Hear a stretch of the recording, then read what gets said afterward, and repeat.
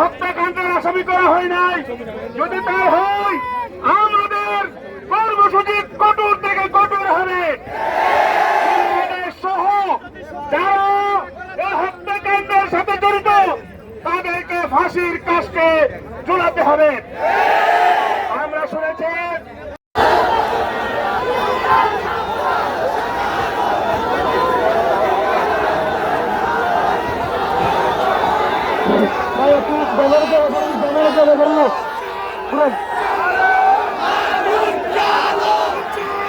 Selamat Marquez, Edison, Selamat Marquez, Edison.